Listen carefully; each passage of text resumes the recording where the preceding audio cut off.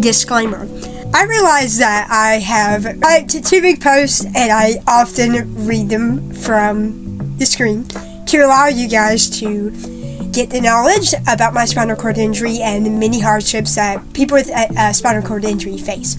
And I was doing it by a 26-letter day challenge, and I also do want to apologize. I said 27, but my brain was fried. There are actually 26 letters in the alphabet, so there are 26 letters. I am doing a 4-part series. It is celebrating my 4-year anniversary of a spinal cord injury by sharing letters that have a meaning behind them, issues I face and other people face. There will be 4 parts or 5 parts in total, and each of them will contain around 6 to 7 letters or 8.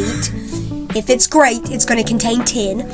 These will be uploaded in the last days of September. The first one is going to be September 26th. The second one is going to be September 27th. The third one is going to be September 28th. The fourth one is going to be September 29th. And the last one, maybe, if that one gets out, is going to be on the last day of September. So thank you all so much for celebrating Spinal Cord Injury Awareness Month with me by indulging into these videos, by hearing my thoughts and my stories about living with a spinal cord injury. So I appreciate it.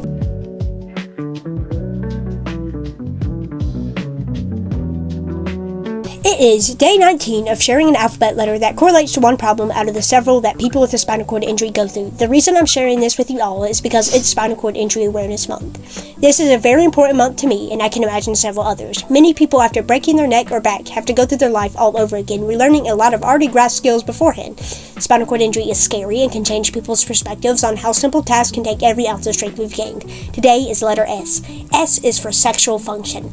I look back fondly on the early days with Matthew, where intimate moments left me shivering and nauseous with anticipation.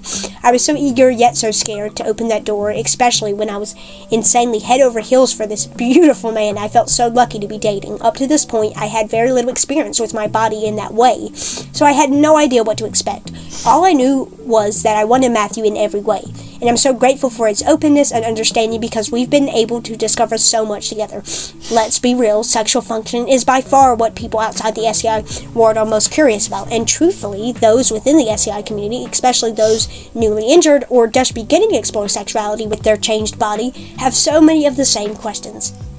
Yet it remains relatively taboo or awkward at best to talk about, which obviously isn't helpful when you are genuinely looking for answers or support. So let's talk about it. I won't be going into any personal details outside of this. Matthew and I did conceive naturally at one point, so take that from what you will. This post will lean toward the male experience, as that's where I have first-hand insight, but some of this applies to women with SCI as well. Can SCI individuals get it up? Yes, many can. The ability to get an erection is primarily a reflex, and reflexes are often preserved after a spinal cord injury. For some, it might be more difficult to achieve or maintain, but there are plenty of options. The classic blue pill. Injectable medications like Caverject, vacuum pumps, penile implants. So yes, it's definitely possible to raise the flag. What about fertility? The ability to ejaculate is another reflex, so yes, it's still possible for both paraplegics and quadriplegics to produce sperm. But again, this depends on the level and completeness of the injury. Some may retain strong ejaculatory reflexes, while others may need a bit of help through medical devices such as Vibroject, a vibrator designed to stimulate the penis and trigger ejaculation. EEG, electroejaculation, uses mild electrical stimulation to assist with ejaculation. And the big O? Important distinction here. Ejaculation and orgasm are not the same thing. Many SCI individuals can ejaculate without experiencing orgasm because orgasm depends on muscle contractions and pleasurable sensations that might not be accessible anymore. And while that might sound discouraging, there are other pathways to pleasure. Intimacy doesn't begin and end with orgasm, and many people find new ways to experience closeness and arousal and even full-body pleasure over time. Other things to consider. Sex after SCI isn't just about mechanics. There are other health factors to think about, including autonomic dysreflexia. Sexual stimulation can sometimes trigger AD in individuals with injuries at or above T6, so it's vital to be aware of symptoms and warning signs. Bladder and bowel management. Planning ahead can help avoid accidents or UTIs. Communication with your partner makes all the difference here. In closing, sexuality after SCI can feel overwhelming at first, but it's not only possible, it can be beautiful, deep, and fulfilling. The key is patience, open communication, creativity, and a willingness to explore. So let's keep talking about it, because real honest conversations help break the stigma and make room for connection, confidence, and pleasure. That's letter 19 of 27. See you for letter T. It is day 20 of sharing an alphabet letter that correlates to one problem out of the several that people with a spinal cord injury go through. The reason I'm sharing this with you all is because it's Spinal Cord Injury Awareness Month. This is a very important month to me, and I can imagine several others. Many people, after breaking their neck or back, have to go through their life all over again, relearning a lot of already grasped skills beforehand. Spinal cord injury is scary and can change people's perspectives on how simple tasks can take every ounce of strength we've gained. Today is letter T. T is for trachea. More specifically, a trach or any other breathing mechanism like it. I've had a tracheostomy for 8 years now. At this point, I've accepted that I may have it for the rest of my life. Having a trach is traumatic. There's no way around it, and it's brought a lot of terrifying moments over the years. But one of the most traumatic things about it wasn't just the trach itself, it was everything that came with it. I was injured in 2021, and I had to rely on a ventilator and a diaphragmatic pacemaker all the way down December of 2022.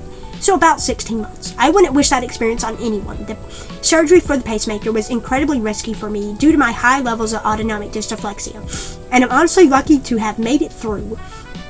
I haven't had the pacemaker for almost 3 years now, and I'm thankful every day for that. But that doesn't mean I didn't come away with trauma, mental, emotional, and physical. I still have scars, and I still get triggered any time someone even mentions a diaphragmatic pacemaker. My wife also had a tracheostomy, but unlike me, hers was eventually removed. That's where the story shifts from the device itself to what's left behind. I'm talking about my trach hole, of course. It's not technically a hole anymore, but the scar from where the trach was still remains, and let me tell you, that scar carries a lot of weight. For those unfamiliar with neck-breaking injuries, especially cervical spinal cord injuries, it's very common to lose the ability to breathe on your own. There's a saying that goes, C3, C4, and C5 keep your diaphragm alive. Since my injury was primarily C5 and below, my diaphragm was partially impacted. The solution? A tracheostomy. That's when a doctor cuts a hole in the front of your neck and into your windpipe to allow a ventilator to do the breathing for you. Sounds fun, right? Yeah, not exactly. So why is it traumatic? It starts with phlegm. After spinal cord injury, mucus builds up in your lungs like crazy. If it's not cleared out, it can cause serious complications, mucus plugs, clogged airways, and pneumonia, just to name a few. Mucus has to be removed somehow, and here are your options. 1. They can stick a long, thin suction tube all the way down your trach and into your lungs, or they can use a device called an insufflator, basically a vacuum, while a therapist violently shakes her chest to break up the mucus. Yeah, it's just as fun as it sounds. The part alone is enough to cause long-lasting trauma. I was fortunate enough to regain the ability to breathe on my own, but that didn't come easy. It took over 2 days of weaning off the ventilator, and that process was absolutely grueling. When the day finally came to remove the trach, I was ecstatic. I was ready to breathe without machines, ready to roll around without a dragging vent behind me, and ready to be done with the daily trauma of suctioning through my neck. But I didn't realize the next phase would bring a whole new kind of trauma. The hole. When they removed the trach, they didn't stitch the hole closed, they just covered it with gauze and tape. And I don't know what kind of tape they used, but it felt like it was duct tape dipped in crazy glue. Every single day when it was time to change the dressing, I had to rip the tape off over and over, day after day. The tape tore at my skin so much that now, if you look closely around the scar, you could still see the damage it left behind. It's something so simple, dust tape, but for me, it became one of the most mentally exhausting parts of recovery. Looking back, I honestly think about regaining the ability to breathe on my own was one of the most difficult and traumatizing parts of my entire rehab process. There are cosmetic options out there for people who want to minimize the scar, but for me, I've never seriously considered it, not because I'm against it, but because I have a deep-rooted aversion to anything or anyone touching that area now. I've got enough hole trauma as it is. That's letter 20 of 27. See you for letter U. Is day 21 of sharing an alphabet letter that correlates to one problem out of the several that people with a spinal cord injury go through. The reason I'm sharing this with you all is because it's Spinal Cord Injury Awareness Month. This is a very important month to me, and I can imagine several others. Many people, after breaking their neck or back, have to go through their life all over again, relearning a lot of already grasped skills beforehand. Spinal cord injury is scary and can change people's perspectives on how simple tasks can take every ounce of strength we've gained. Today is letter U. The letter U stands for UTI. UTIs, my mortal enemy. UTIs will forever remain my mortal enemy. You might be wondering, what's a UTI? A UTI, or urinary tract infection, is exactly what it sounds like. An unwelcoming bacterial party in your bladder that nobody invited, and thanks to the fact that I use catheters daily, as mentioned earlier under the letter C, yes, we're going full Sesame Street here, I'm a prime target for these pesky infections. Here's the thing about UTIs. They're not just uncomfortable, they're awful. For me, they send my autonomic dysreflexia into a full-blown chaos. Pounding headaches, chills, sweating, high blood pressure. It's like my body throws a full-on rebellion, and I'm just along for the miserable ride. Some people seem to have a permanent UTI subscription, and unfortunately, I used to be one of them. I was getting constant infections, and I'm not exaggerating. I used 24 catheters a day for 16 months straight. That's a lot of plastic, and a lot of opportunity for bacteria to crash the party. It was a non-stop battle just trying to keep my bladder healthy. Some of those infections got really bad, like hello sepsis bad. When the infection made its way into my bloodstream, things turned dangerous, fast. I even had a mini stroke thanks to sky-high blood pressure caused by a UTI. That was absolutely life-threatening, terrifying for my family, and made worse by a doctor who seemed to think I could magically void on my own. Spoiler, I couldn't. But silver lining time. 2024 came around, and I finally found a catheter schedule that actually worked for me. Since then, I've barely had any serious UTIs, and I'm so incredibly grateful for that.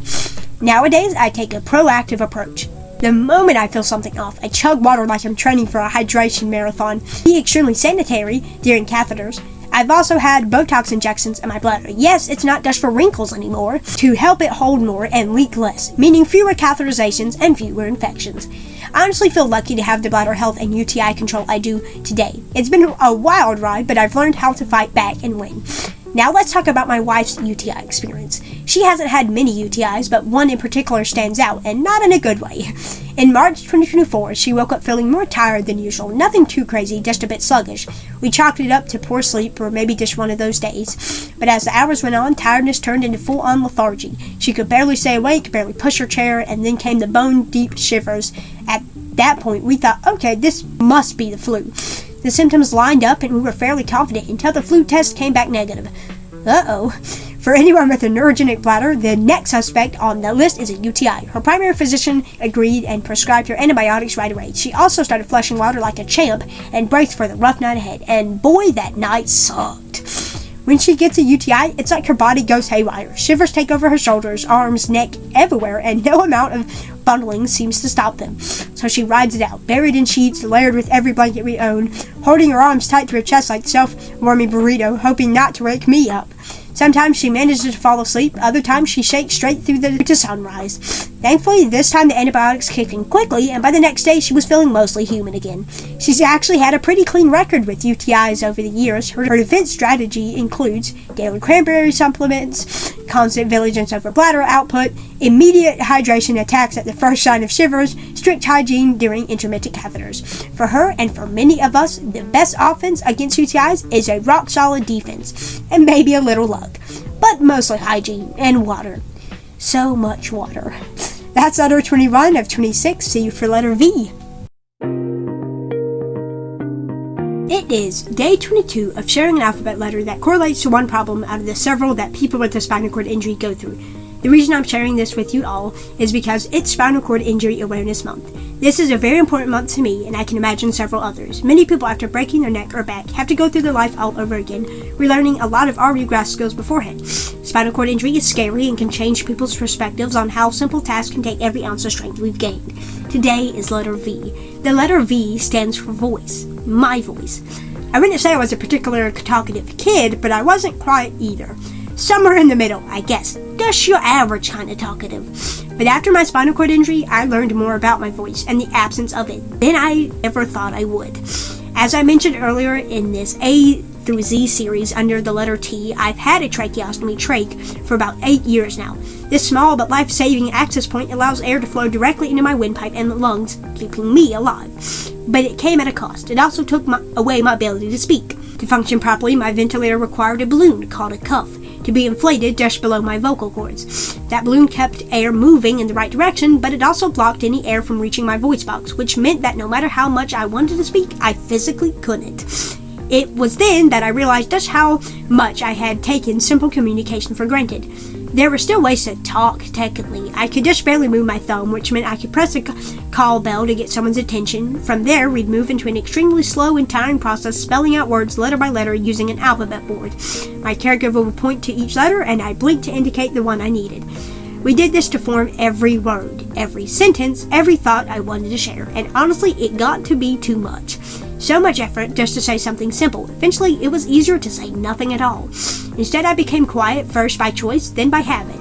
At first, I listened to people around me, then I just half listened, and eventually I stopped listening altogether. I remember spending hours just staring at the ceiling or the wall as conversations happened around me, tuning it all out.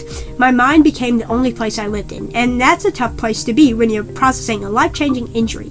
It's strange looking back now to realize how quickly I retreated into myself. When no one expects you to speak, it becomes surprisingly easy to stop trying. Then came the big day. We were going to deflate the cuff in my trach if everything went according to plan. Air would finally flow past my vocal cords. My voice silent for no long, might come back. The room was full, and we even had people on the phone listening in. My respiratory therapist asked me to start counting to 20 as she began the deflation process. I started counting. 1, 2, 3. At first, there was nothing. Then at around 10 or 11, a faint, gargly whisper began to escape. My therapist suctioned the mucus that had come loose during the process, and just like that, my voice came back. Was it poetic? No. Was it profound? Also no. All I said was, I can speak. That was it. Then I let out this long, joyful sound, a moan really, but filled with so much emotion. I just wanted to keep making noise, because for the first time in what felt like forever, I could. I'm not exaggerating when I say that moment was one of the happiest of my life. That kind of happiness that moves you to tears, not from pain, not from sadness, but from pure, overwhelming joy. I think it might have been the first time I ever cried happy tears. And for the record, Matthew's been around for almost 200 more of those moments since.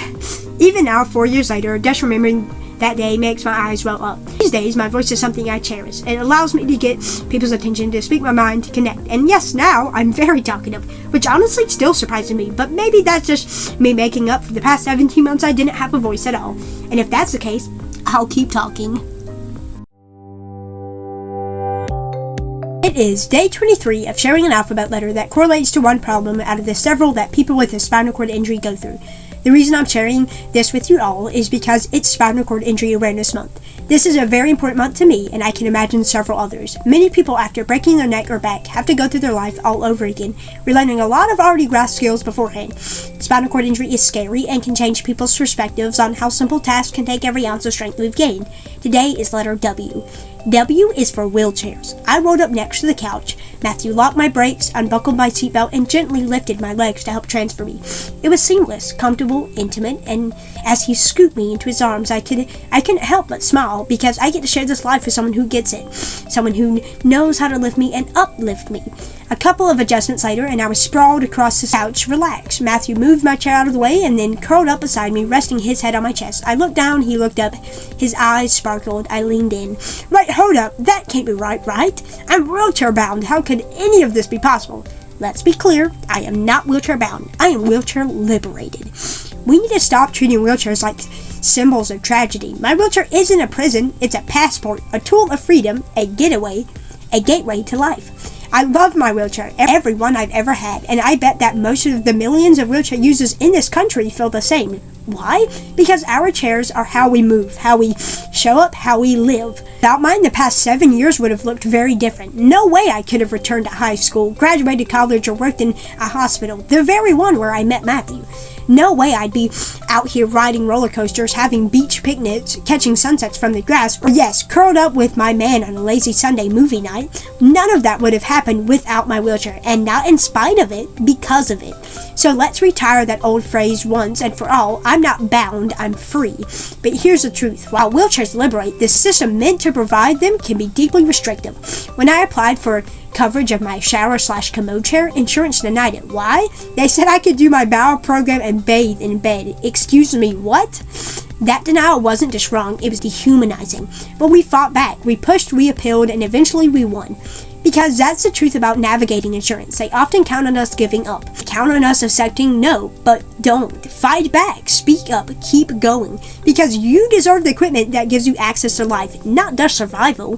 When I left rehab, I was lucky. Somehow, either through a miracle or paperwork glitch, both my power chair and my manual chair were approved. That meant I could use my manual chair with power assist at school, sliding easily under desks and navigate tight spaces, and then hop into my power chair after class to head to wheelchair basketball practice. The dual access changed everything. But most people aren't given the choice. They're expecting to pick one chair, one version of freedom, one tool to cover every part of their life. That's not a choice, that's compromise, and we deserve better. This chair changed everything. When I was losing the ability to walk, my wheelchair stepped in, not to confine me, but to carry me forward. It let me keep moving when my legs said no. It let me keep showing up. It gave me permission to dream big, to live fully, to fall in love, to roll toward joy. So no, I'm not wheelchair bound, I'm wheelchair liberated. I'm free to live, to love, to be. And damn, it feels good. That's letter 23 of 26. See you for letter X. Is day 24 of sharing an alphabet letter that correlates to one problem out of the several that people with a spinal cord injury go through. The reason I'm sharing this with you all is because it's Spinal Cord Injury Awareness Month. This is a very important month to me, and I can imagine several others. Many people, after breaking their neck or back, have to go through their life all over again, relearning a lot of already grasped skills beforehand. Spinal cord injury is scary and can change people's perspectives on how simple tasks can take every ounce of strength we've gained. Today is the letter X, and while it's a challenging letter to match with a specific condition, I chose to highlight something that contains the letter X and has had a significant impact on my life: syrinx.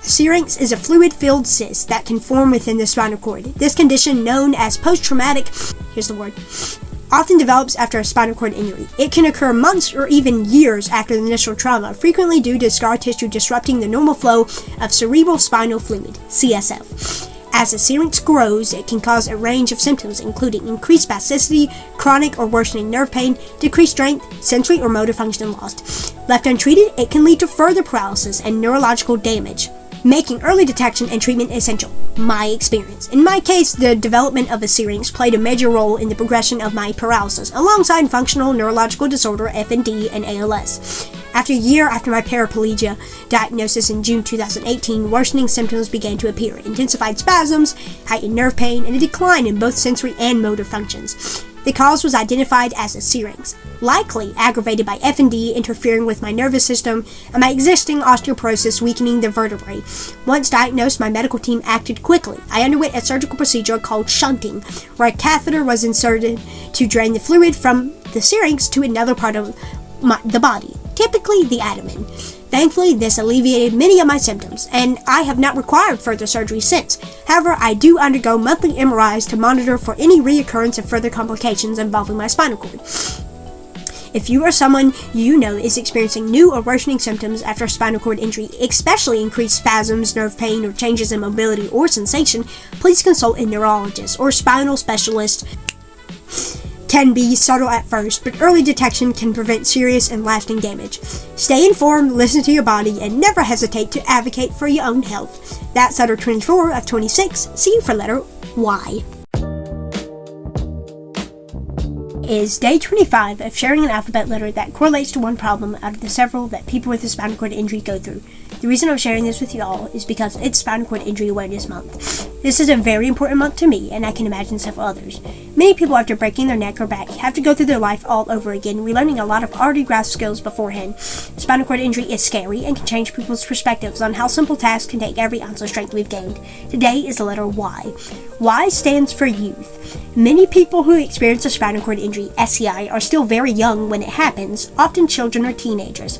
I was in my youth when my journey began. In June 2017, at just 13 years old, I started experiencing symptoms of functional neurological disorder, FND, which ultimately left me paralyzed. Being so young and going through something so life-changing was incredibly difficult. An SCI is traumatic at any age, but when you're a child still growing, still figuring out who you are, it can be especially overwhelming. I was just beginning to understand my body and entering the early stages of puberty when everything changed. The impact was not only physical, but deeply emotional and physiological. Suddenly, I had to learn how to navigate a whole new world, using catheters, a shower chair, a wheelchair, a trach, even a ventilator. It was a lot to take in, and at times it felt like too much. There were moments where I felt completely broken and wondering if things would ever get better. What helped me most was having a strong support system, people who showed up for me, who listened without judgment, and who stood by me as I learned to adapt. Their presence made a difference I'll never forget. If you know someone, whether young or older, who is living with an SCI or going through any kind of trauma, please show them kindness and support. Offer help, be patient, and always make sure it's on their terms. Just being there with compassion and respect can mean more than you know. That's letter 25. 26, C for letter Z. It is day 26 of sharing an alphabet letter that correlates to one problem out of the several that people with a spinal cord injury go through. The reason I'm sharing this with you all is because it's Spinal Cord Injury Awareness Month. This is a very important month to me, and I can imagine several others. Many people, after breaking their neck or back, have to go through their life all over again, relearning a lot of already grasped skills beforehand. Spinal cord injury is scary and can change people's perspectives on how simple tasks can take every ounce of strength we've gained. Today is letter Z. The letter Z stands for Zone of Partial Preservation. I remember the moment everything changed. 1 second I was upright, breathing without thinking, moving without effort, and the next I was staring up at the ceiling, frozen, breath shallow, and the world suddenly distant from my body. They told me later it was a spinal cord injury at the C4 level. Cervical 3. The tiny segment of spinal cord near the top of my neck now meant I couldn't move or feel anything from the neck down. Called it a complete injury. Asia A, meaning no motor or sensory function below that level of injury, not even in the lowest sacral segments. I didn't understand it at first. Complete? So was there no hope? But then came this strange term, Zone of Partial Preservation, or ZPP. They explained it like this. Even though my injury was classified as complete, meaning the spinal cord was fully damaged at that level, there could still be small areas below the level of injury where some nerves partially survived. The ZPP was the area below the neurological level of injury, where there was still some flicker of function. Maybe a muscle twitch here, or a patch of skin where I could still feel a slight pressure or temperature difference. In my case, they found some light touch sensation around my upper hand, just below the level of injury. It wasn't much, just a faint awareness when someone placed their hand there. But it was something. My arms didn't work, my hands were still, but in that narrow zone right below the wreckage, there was still a signal trying to get through. That was my ZPP. It didn't mean recovery, at least not in the way people think of it. It didn't mean I'd walk again, but it meant that even in a complete injury, the body sometimes holds on, sending out weak signals through damaged pathways. My rehab team watched the zone like a hawk. They tested it daily, mapping its borders like cartographers or of a broken landscape. I learned that ZPP only applies in complete injuries. Asia A. If you're incomplete like Asia B or C, they don't use the term because by definition there's preserved function below that level of injury. But for someone like me, every patch of preserved function was something to hold on to. A boundary line, the edge of where I ended and numbness began. It's strange living with a spinal cord injury. You become intimate with terms most people never hear of. Dermatomas, sacral sparing, ZPP. You start to understand your body not as a whole, but as a fragmented map. Places where you feel and places where you don't. And even in that fractured state, I'm still here, still me. And sometimes I can feel the brush of a hand in the fragile zone of partial preservation. A whisper from the body reminding me that it hasn't entirely let go. As we close out the SCI Letter Day series, I want to sincerely thank every one of you who've made it possible for me to share my story and express the many thoughts and emotions I experienced at the beginning of my injury journey. Your support has meant the world to me. I deeply appreciate everyone who took the time to engage with this series and join me in recognizing and celebrating Spinal Cord Injury Awareness Month. Thank you all. That's the final letter, 26 of 26.